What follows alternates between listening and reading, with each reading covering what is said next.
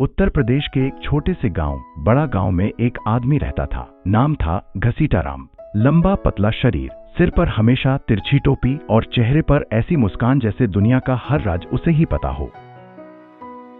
घसीटाराम की सबसे बड़ी पहचान थी उसके लतीफे। वह जहां बैठ जाता वहां ठहाकों की बरसात शुरू हो जाती। बच्चे, बूढ़े, औरतें सब उसके आसपास जमा हो जाते।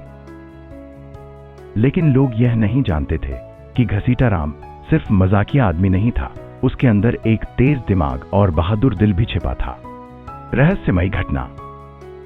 एक दिन गांव में खबर फैली कि जमींदार हरिराम की तिजोरी से कीमती गहने और पैसे गायब हो गए हैं। पूरा गांव सहम गया।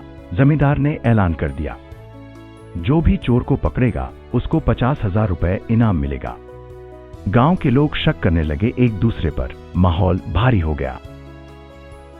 उसी समय घसीटाराम चौपाल पर आया और बोला, अरे भैया, इतना मुंह क्यों लटकाए हो? चोर कोई भूत नहीं, आदमी ही होगा। और आदमी की एक कमजोरी होती है, वो हंसी से डरता है।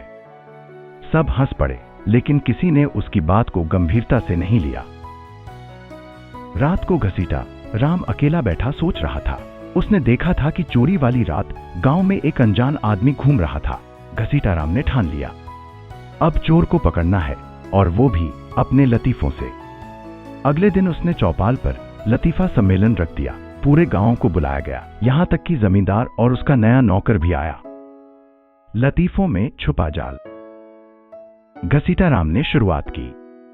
एक बार एक चोर था। उसने सोचा कि वो बहुत चालाक है, लेकिन उसे पता नहीं था कि उसके जूते की एड़ी में कीचड़ लगी है जो उसी के घर तक रास्ता दिखा देगी। यह सुनते ही नया नौकर घबरा गया। उसके चेहरे का रंग उड़ गया। घसीटाराम ने दूसरा लतीफा सुनाया, और वो चोर इतना बेवकूफ था कि चोरी करते वक्त अपनी पगड़ी वहीं भूल आया। अब नौकर के माथे पर पसीना आ गया, क्योंकि सच में चोरी वाली रात एक फटी हुई पगड़ी तिजोरी के पास मिली थी। गांव वाले अब गौर से नौकर को देखने लगे। घसीटाराम ने जोर से कहा, जिसे लगता है कि ये लतीफे सिर्फ कहानी है, वो अपनी एड़ी दिखा दे। नौकर डर के मारे भागने लगा, लेकिन गांव वालों ने पकड़ लिया।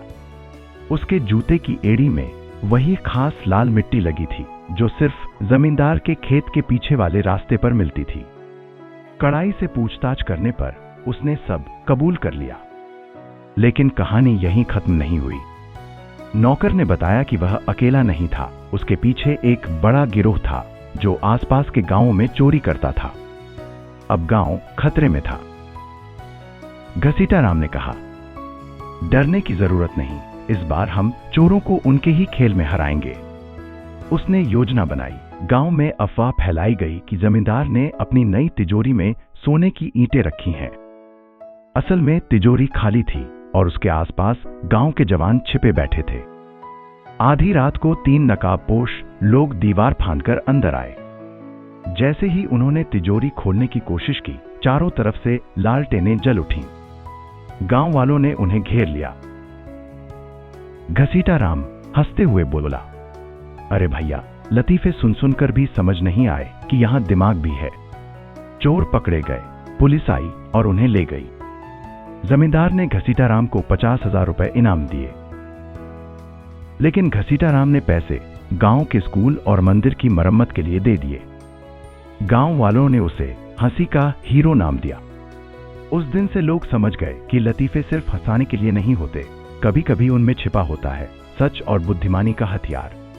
अंत में एक लतीफा।